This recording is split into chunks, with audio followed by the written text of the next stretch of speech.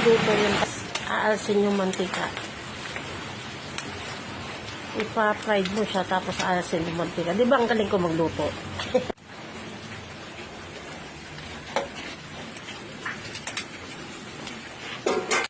Toyo. Lalagyan ng anong suka yan? Yung sukang mumurahin. Nilagyan nyo ng tubig. Tubig.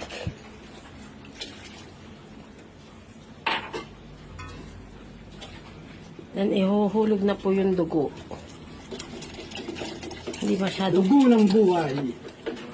Dugo ng baboy. Halo-halo lang para hindi mabuo.